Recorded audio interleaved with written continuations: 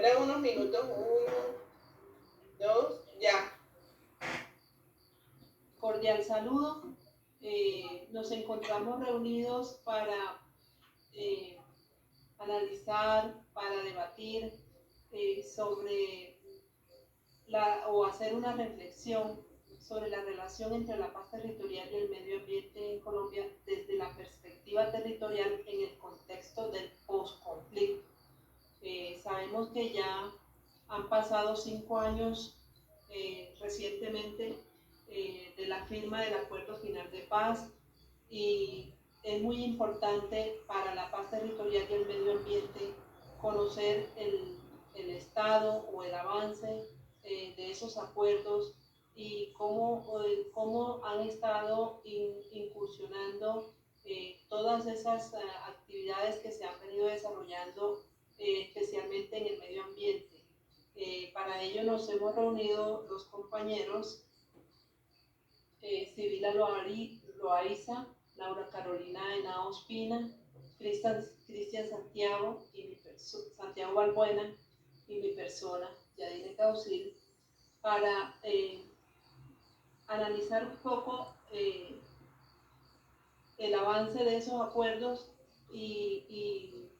y cómo nos impactan en el medio ambiente nuestro los avances que se han realizado. Por eso es importante informarles que la dinámica del debate va a ser analizar con 5 preguntas con cada uno de los compañeros cuál es su postura frente a estos temas y llegar finalmente a una conclusión. Teniendo en cuenta que con el plan de desarrollo del gobierno actual se estableció una hoja de ruta para organizar, para coordinar a través de la Consejería para la Estabilización y la Consolidación y el acompañamiento técnico del Departamento Nacional de Planeación y la Agencia para la Renovación del Territorio, pues la institucionalidad está plenamente comprometida con el tema de los acuerdos en su artículo 281 de la hoja de ruta única, pero mirando ya directamente de los territorios, pues obviamente que acá lo miramos desde la barrera, porque no realmente ninguno de los que estamos aquí hacemos parte o tenemos alguna conexión directa con los municipios que fueron escogidos para la implementación de estos acuerdos. Vamos a hacer el análisis desde una mirada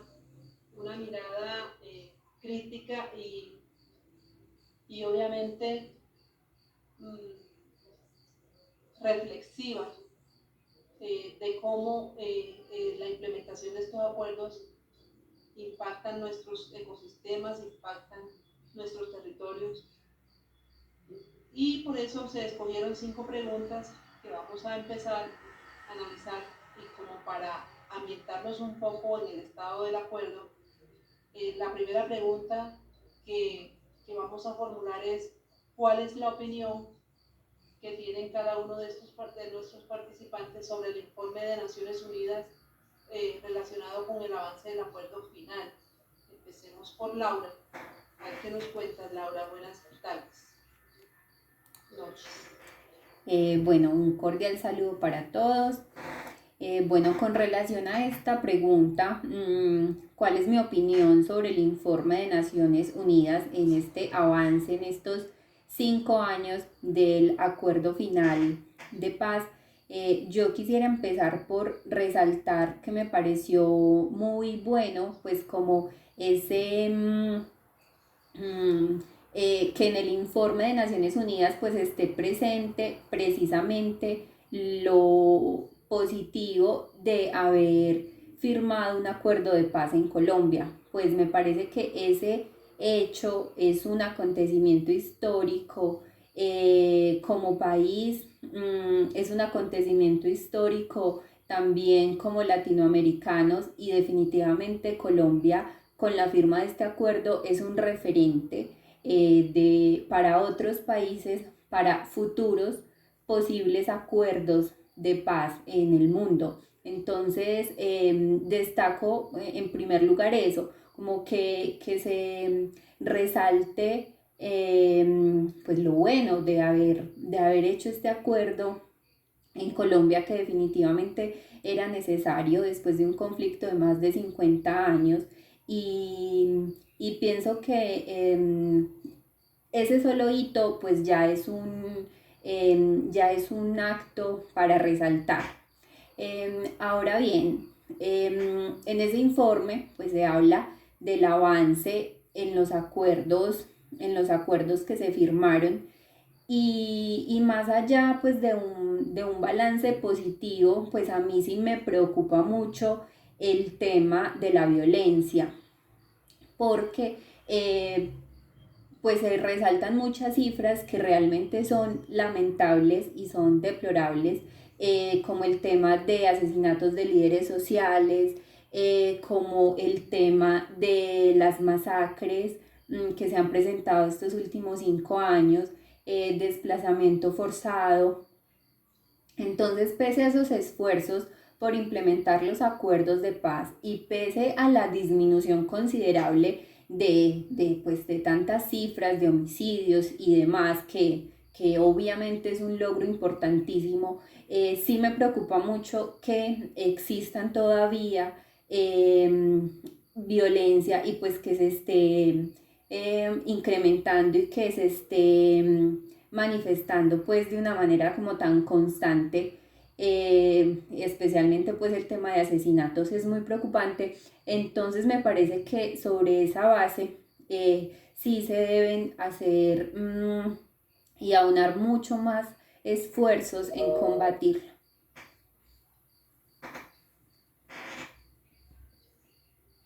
Gracias, Laura. Sibila, ¿nos puedes compartir tu apreciación sobre este tema? ¿Cómo te ha parecido la firma del acuerdo de paz, el informe de Naciones Unidas? El último informe sobre los acuerdos de paz, nosotros aquí en el grupo leímos el último informe, que fue el que una misión especial hizo en 90 días. Ese fue desde el 26 de junio al 24 de septiembre del 2021. Este fue el cierre que se hizo hace poco. Muestra que el avance relacionado con el acuerdo de paz entre el gobierno de Colombia y antiguas Fuerzas Armadas Revolucionarias, FARC, se logró mediante un acto legislativo precedido por Iván Duque. Y en agosto del 2021 se crearon 16 circunscripciones transitorias especiales de paz. ¿Esto qué quiere decir? Esto quiere decir que el gobierno de Duque en este año aumentaron las circunscripciones para elegir candidatos al Congreso para especialmente de estos municipios que están del PD, bueno, estos congresistas van precisamente a trabajar desde el año 2022 al año 2025 para hacer la respectiva cambios políticos en estos municipios para ver si se logra mejorar esta situación de estos municipios, pues que todavía están en conflicto. Entonces, lo que ellos, en el informe que ellos encuentran, es que la situación no ha mejorado mucho en cuanto a los excombatientes y los excombatientes están todavía en la misma pelea. Dicen que este fin de año, que en este periodo de 90 días, hubo crímenes por conceptos de esta problemática y esta guerra entre el gobierno y las Fuerzas Armadas Revolucionarias. Han habido en 25 municipios habido asesinatos, y de los cuales 20 corresponden a los municipios que están dentro de los PDT. Entonces, la situación no ha mejorado, parece que ha empeorado. Inclusive, en este informe dicen que nada más en estos 90 días donde se hizo este informe, hubo 15.400 desplazados por esta situación de crimen. Entonces, las cosas no se han mejorado hay 15.200. Ese informe lo dio la Oficina de Asuntos Humanitarios. Entonces, la situación no ha mejorado y esperamos que el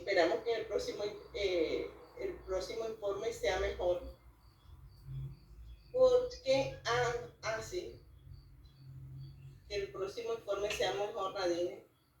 Entonces, estamos viendo que la situación no ha cambiado, pero esto tiene que ver con las políticas que nuestro gobierno no ha implementado, porque se suponía que para esta época ya se hubiesen implementado algunas políticas públicas sobre algunas cuestiones básicas en estos departamentos, como salud, como educación, como infraestructura, las carreteras. Entonces, estas cuestiones no se han realizado, estas actividades que les pertenecía hacer el gobierno. Entonces, esta gente todavía está problemada, sobre todo en la parte social. Mientras que la parte social no se mejore, el conflicto va a continuar, ya que si la gente todavía tiene hambre, todavía no se le ha solucionado la parte de salud en estos municipios, todavía no pueden sacar su producido agrícola para venderlo. O sea, la gente sigue en el mismo padecimiento. Mientras que la gente sigue en el mismo padecimiento social, no va a haber ningún acuerdo que permita que esto se mejore, que se mejore la situación de violencia en estos municipios. Muchas gracias, Sibila. Cristian, ¿nos puedes compartir tus apreciaciones, por favor? Buenas noches a todos. Bueno, respecto al informe que da el secretario general de la ONU sobre la misión de verificación que hace esta organización en Colombia, pues aparte de lo que ya han dicho mis compañeras, pues puedo destacar la preocupación que se ve en el informe por la violencia que hay en el país, y especialmente en los territorios indígenas y en los territorios afrocolombianos. Entonces preocupa también, como lo decía la compañera, que casi 300 excombatientes han sido asesinados tras la firma del acuerdo, y un alto número de defensores de derechos humanos también han sido asesinados.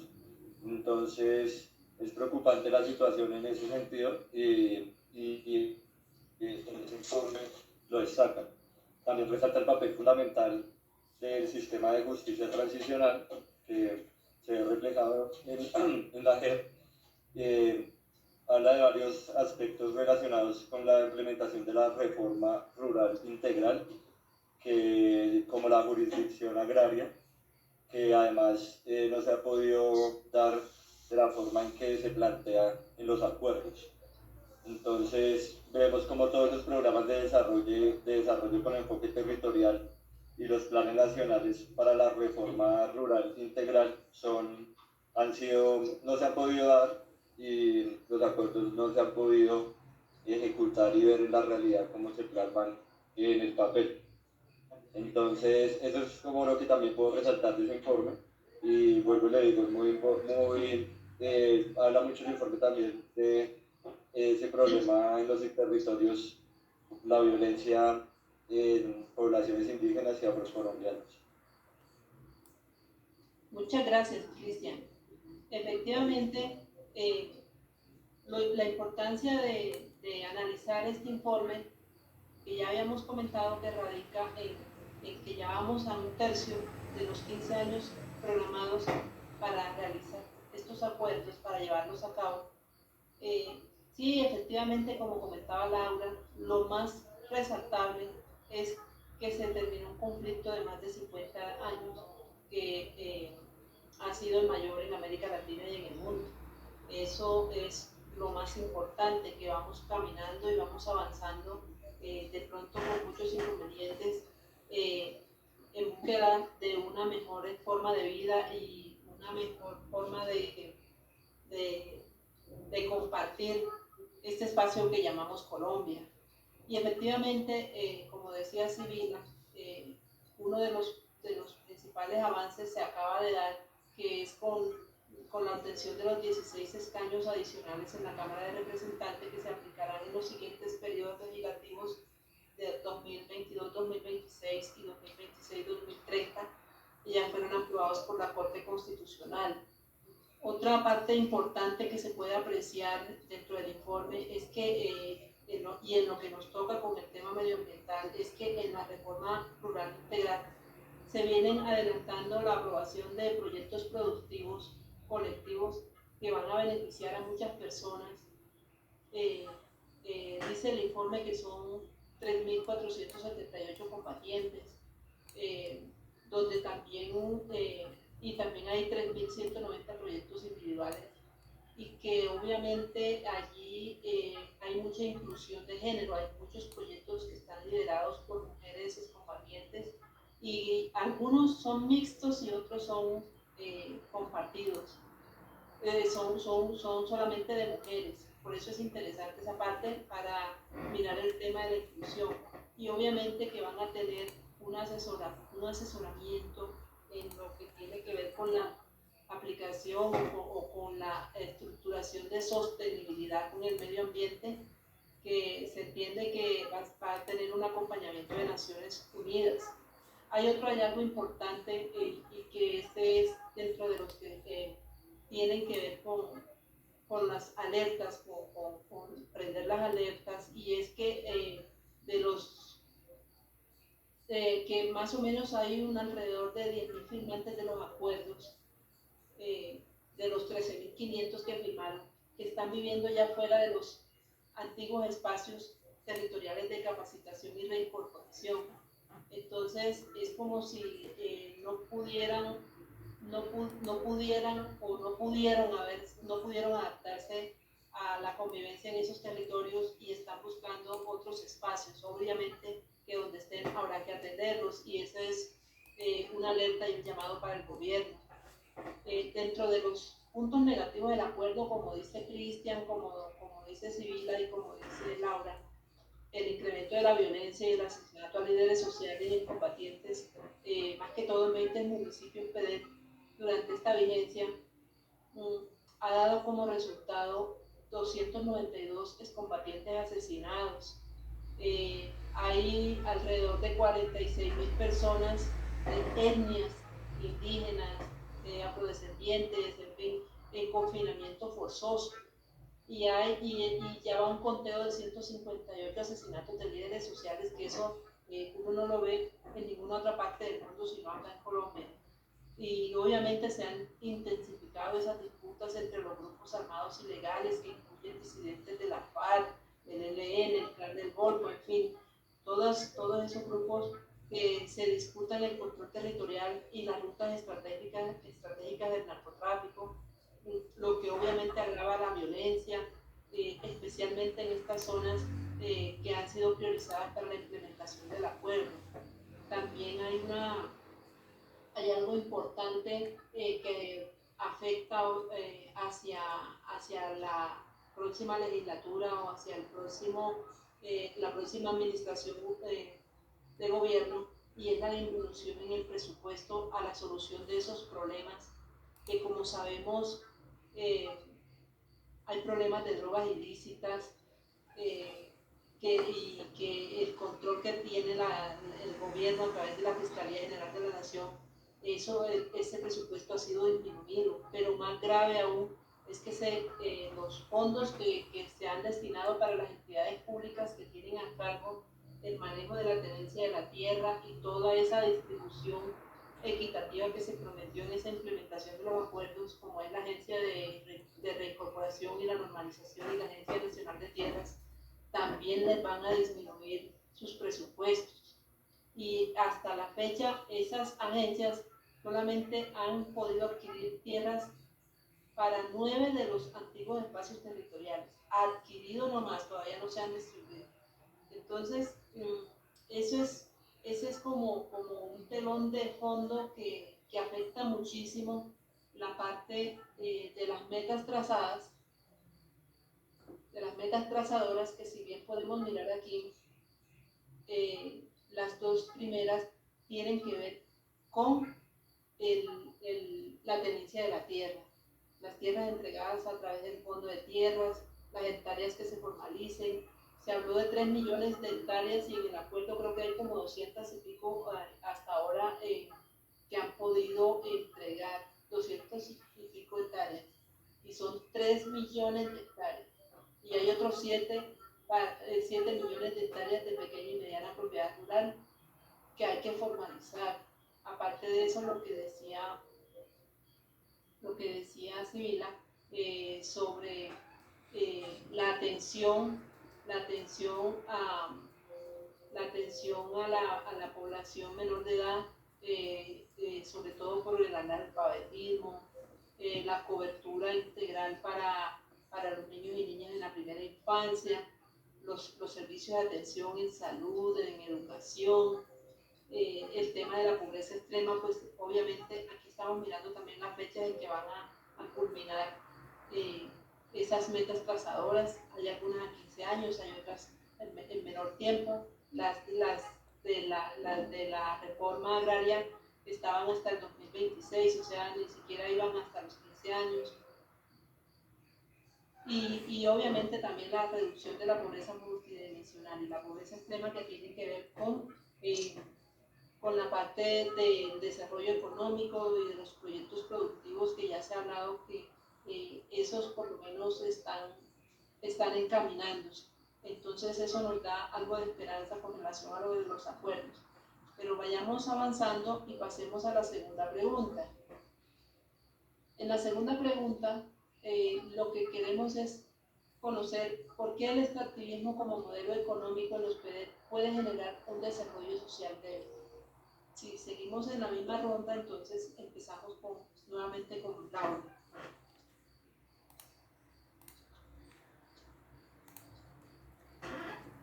Bueno, pues definitivamente el extractivismo, esa desmesurada extracción de los recursos naturales para generar riqueza, ha sido pues una práctica y un modelo económico pues que en nuestra historia como humanidad pues ha sido recurrente, y en el siglo pasado pues tuvo un auge y definitivamente un crecimiento desbordado, y hoy pues vemos las consecuencias de ese extractivismo pues a nivel mundial. Consecuencias en términos ambientales pues son notables: contaminación, deforestación, y en términos sociales, y al decir pues que el extractivismo, yo estoy convencida que definitivamente genera desarrollo social débil, es porque el extractivismo como tal está desligado totalmente de un desarrollo humano sostenible. Y hoy en día, donde nos hemos dado cuenta que el extraer los recursos de manera desmedida pues definitivamente nos está llevando a ser insostenibles. Entonces es algo en lo que debemos no solo preocuparnos, sino también ocuparnos, en el sentido de realmente tomar medidas y tomar acciones para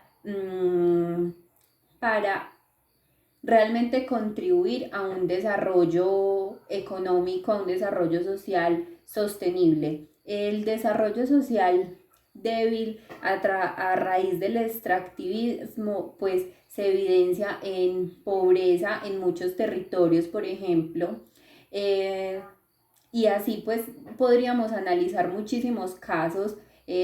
Pues nuestro foco son los municipios PEDET, como mencionaba ahorita Yadine, pues nosotros no vivimos en estos territorios. Yo me encuentro ubicada en el eje cafetero y pues ningún departamento del eje cafetero hace parte, o ninguno de estos municipios hace parte del PEDET, pero sí puedo pues, comentar como de manera muy rápida que en nuestro territorio, por ejemplo, el tema de minería, si nosotros nos vamos a esos territorios donde está presente la minería, como Marmato en Caldas, como Arauca en Caldas, un poco pues muy cerca al departamento de Risaralda, si nos vamos a esas comunidades, vemos condiciones de pobreza realmente presentes, y así podríamos encontrar muchos otros ejemplos. Pero como para cerrar pues, y darle la palabra a otro compañero, pienso que hoy por hoy, con todo lo que sabemos que ha generado el extractivismo en el mundo, pues es inconcebible que sigamos manteniendo prácticas así, que los gobiernos sigan fomentando estas prácticas, obviamente acompañados de sistemas políticos capitalistas, neoliberalistas. Definitivamente la mirada y la solución debe ser otra. Gracias, Laura. Por favor, Sibila, puedes continuar. Bueno, con mucho gusto. Añadiendo lo que decía Laura, el extractivismo en Colombia se inició, o se intensificó con el gobierno de Álvaro Uribe. Según él, tengo aquí copiado un pedacito que él escribió: la política de seguridad la acompañamos del saneamiento macroeconómico, la estabilidad en las reglas de juego y el estímulo a la inversión para generar confianza inversionista